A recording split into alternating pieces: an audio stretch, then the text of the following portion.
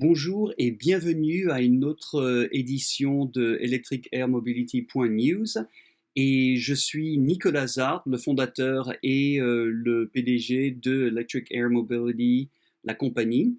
Et aujourd'hui, je voudrais vous parler de quelque chose qui est très intéressant qui se passe dans notre domaine de la mobilité aérienne avancée, c'est-à-dire est-ce que les héliports peuvent devenir des vertiports? Alors, tout d'abord, un petit peu sur moi, je suis Nicolas Zart. Je vis donc aux États-Unis depuis pas mal de décennies, ce qui va peut-être aussi expliquer qu'une fois de temps en temps, je ne trouve pas le mot parfait en anglais, mais je suis né en France, à l'origine même à Nice. Entre-temps, depuis 2007, je travaille professionnellement dans le monde de la mobilité aérienne innovative, enfin, en tout cas, dans le monde de la mobilité électrique. Tout d'abord, c'était plutôt avec les voitures électriques. Et puis en 2014, j'ai complètement changé. Je suis parti dans le domaine de l'aviation. Alors, ce que ça veut dire, c'est que j'étais surtout consultant auprès de pas mal d'entreprises et journaliste. Alors, j'ai eu ces deux côtés de la chose où je pouvais voir l'industrie d'une façon très pragmatique et puis surtout parler aux fondateurs, aux ingénieurs, à ceux qui ont fait une réalité des voitures électriques de nos jours et bien entendu maintenant ce que l'on fait, les avions électriques, c'est-à-dire aussi ce qu'on appelle les eVTOL, les e-STOL et les eCTOL. On a écrit il n'y a pas longtemps un petit article aussi en français qui a été notre tout premier article, mais à culpa, j'ai remarqué qu'il y a quelques fautes dedans, je vais m'y remédier. Mais entre-temps, j'espère que celle-ci sera beaucoup mieux. Et donc, sur cette partie-là, on va... Alors oui, ou peut-être une chose aussi un peu avant de commencer là-dessus. En 2019, je me suis dit, il faut vraiment ne pas refaire la même faute qu'on a fait avec les voitures électriques, c'est-à-dire il faut que l'on parle et que l'on fasse tout, qu'on mette tout en place pour l'infrastructure de la mobilité aérienne innovative. Je pense qu'on peut peut-être aussi l'appeler MAA, avancée innovative, oui c'est ça, MAI.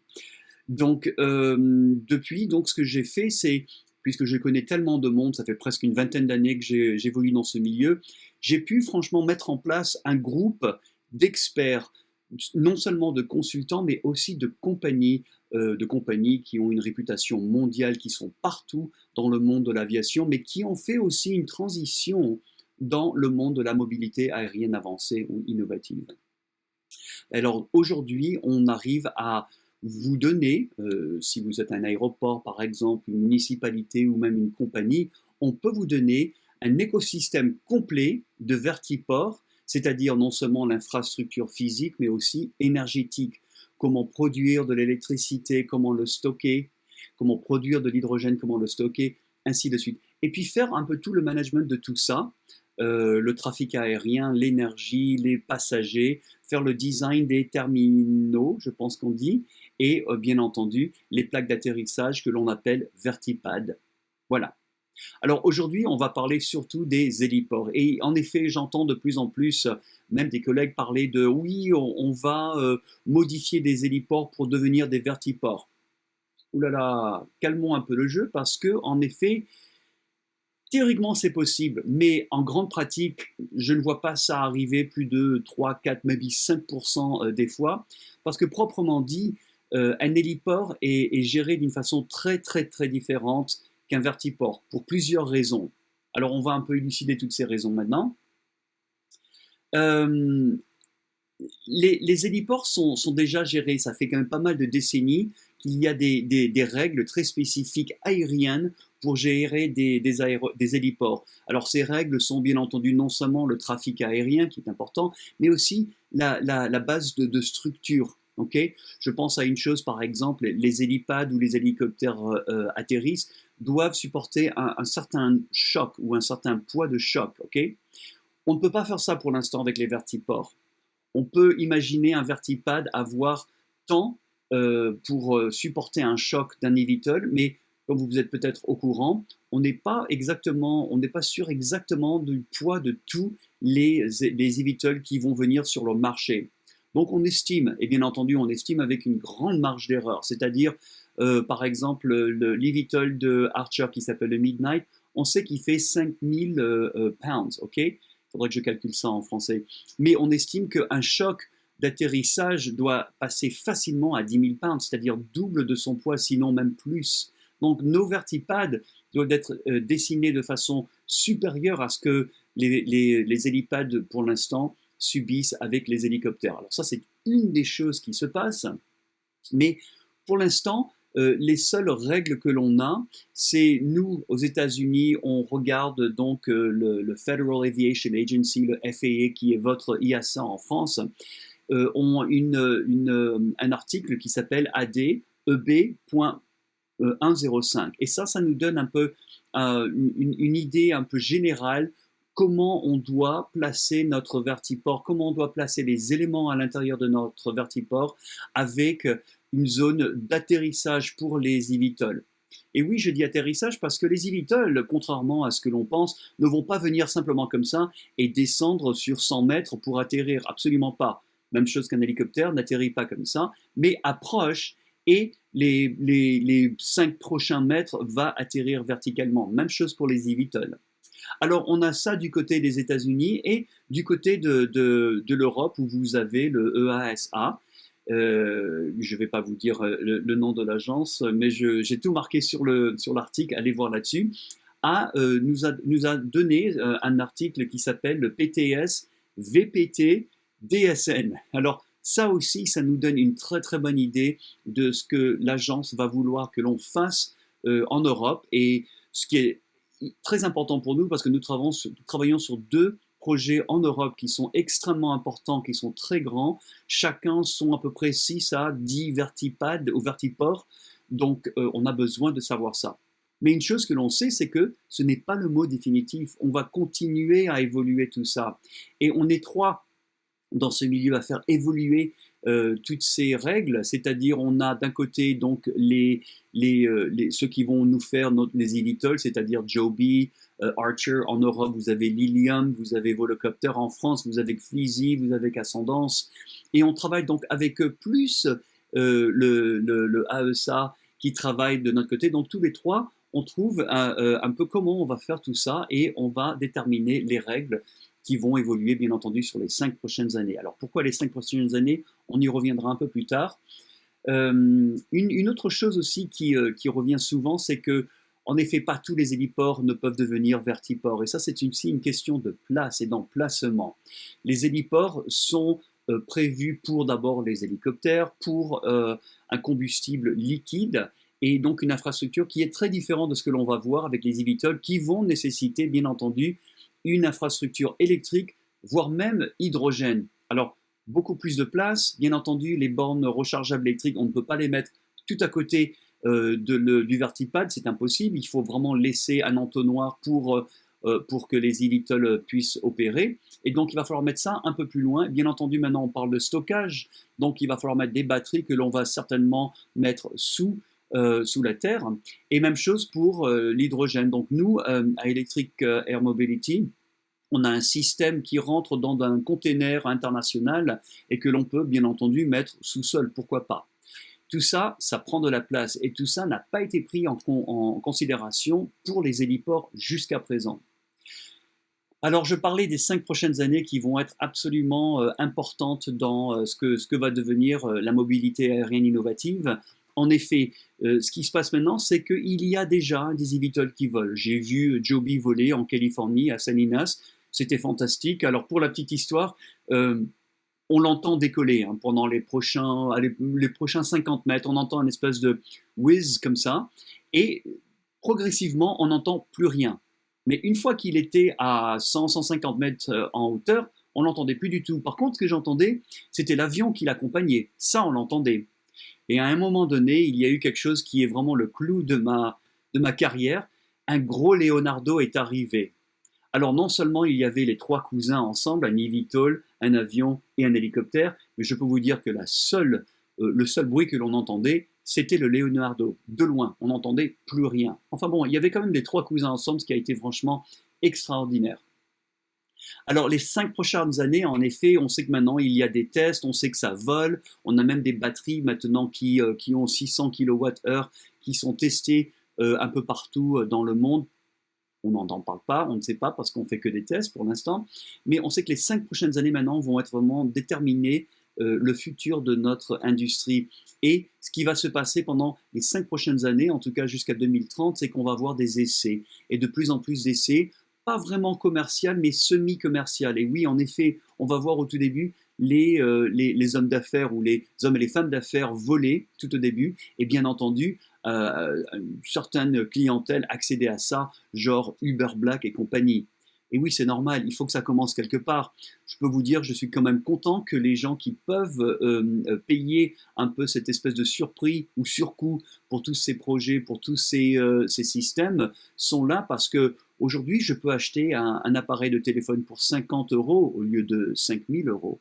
Donc, on est content, c'est normal, ça va passer par cette phase-là, mais dans très peu de temps, d'ici 5 ans, tout ceci va être ouvert à nous, voyageurs de tous les jours, avec notre carte de crédit ou avec simplement notre téléphone, et on dira, tiens, je suis ici, je veux aller là.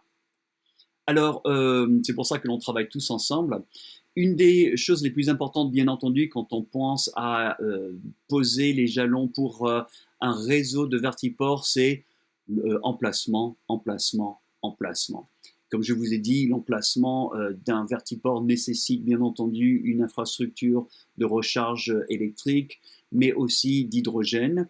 Et bien entendu, si l'emplacement est assez grand, pourquoi pas des panneaux solaires partout, ce qui va pouvoir nous aider.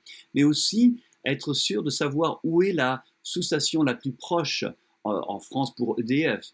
Et toutes ces choses-là sont extrêmement importantes à comprendre. Et c'est pour ça que à Electric Air Mobility, nous avons fait, dès le début, nous n'avons pas parlé, nous sommes allés directement pour mettre ensemble tous les partenaires disponibles dont on a besoin pour d'abord trouver l'endroit, quel est le meilleur endroit pour un vertiport, où sont les transports publics, quel est l'état du transport aérien, quelles routes sont là, est-ce qu'il y a des autoroutes, les trains, les métros, et bien entendu, enfin tout ce qu'il y a autour de tout ça. Alors ce qui est important, c'est une des premières partenariats que l'on a fait, c'était de trouver une bonne compagnie qui puisse regarder non seulement l'état géographique, de l'endroit, mais qui a l'habitude de parler avec les municipalités et de bien comprendre toutes les lois, c'est-à-dire les lois non seulement qui sont au niveau local, mais qui vont au niveau, bien entendu, national et, bien entendu, européen, dans notre cas.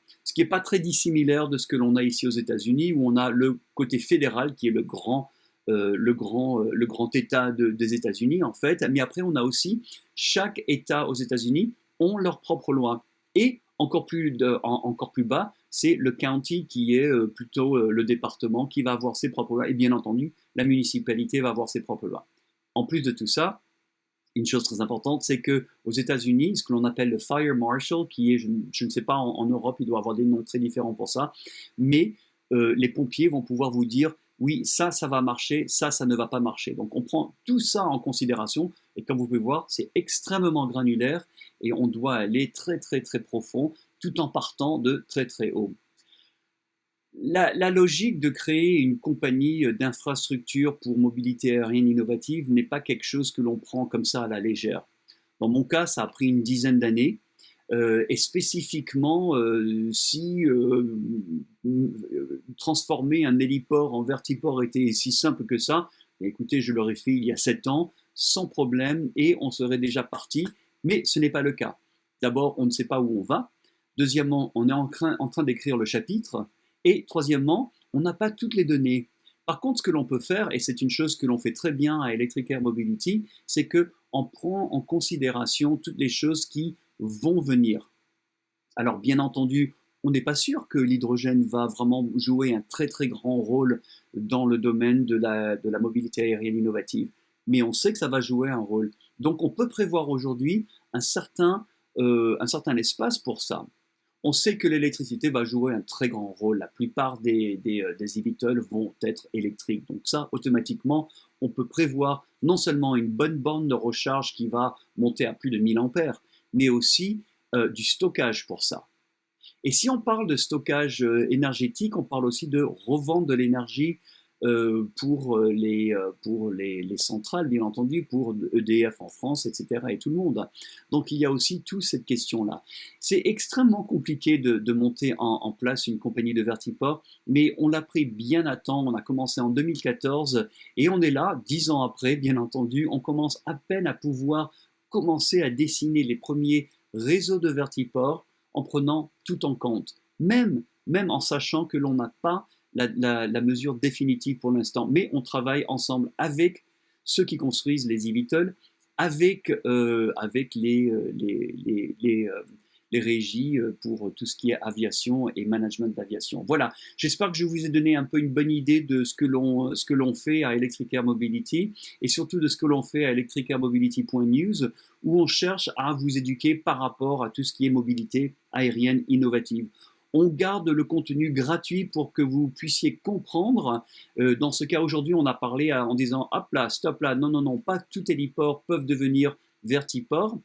Et maintenant, je peux vous dire, après 4-5 mois maintenant de faire marcher ce site avec notre site YouTube, je vais amener mon premier interview, qui est quelqu'un que j'aime énormément dans l'industrie, qui est devenu un très bon ami de longue date, un ami professionnel et personnel, et qui s'appelle Rex Alexander, qui fait partie de Alpha 5, enfin 5 Alpha. Et Rex est connu dans notre milieu comme Monsieur Infrastructure. Alors Rex, je le connais depuis très longtemps et c'est la personne à qui j'appelle directement quand j'entends « Tiens, il y a un projet là-bas, il parle de faire un vertiport, qu'est-ce que tu en penses? Parce que là, je trouve qu'il manque ça, ça, ça et ça. » Et on parle. Et ensemble, nous avons accès à toutes ces données. Lui est très, très imbibé au niveau États-Unis. Il est souvent à Washington, D.C. Il parle beaucoup. Il a une grande expérience militaire en tant que pilote d'hélicoptère, en tant que pilote d'hélicoptère d'ambulance. Donc, c'est extraordinaire. Il fait partie de notre groupe de partenaires. Et donc, ça va être notre tout prochain interview que l'on va commencer. Et ça sera une série d'interviews parce qu'il y a tellement de choses à dire et à expliquer que ça sera surtout très centrique aux États-Unis, mais enfin, je vous invite à venir écouter tout ça. Avec un peu de chance, je vais trouver une façon de traduire tout ça en français. Ça sera très intéressant. Et si, bien entendu, il y a l'équivalent de Rex Alexandre en Europe, s'il vous plaît, faites-vous connaître. Je serai très intéressé à vous parler pour vous faire venir dans le show et pour pouvoir parler de comment la mobilité aérienne innovative va ressembler au point de vue safety, comment on appelle ça, sécurité en Europe. Voilà, donc voici pour aujourd'hui. Je m'appelle Nicolas Zart, je suis le fondateur de Electric Air Mobility. Et donc, ce que l'on fait, ce sont des écosystèmes complets de réseaux de vertiports en tout ce qui est infrastructure et énergie, partout aux États-Unis, dans le Moyen-Orient, en Europe, même en Asie. Et je suis content d'entendre vos commentaires. S'il vous plaît, souscrivez, partagez notre chaîne YouTube, aussi notre site electricairmobility.news et je serai très content de lire vos opinions. Merci et à très bientôt.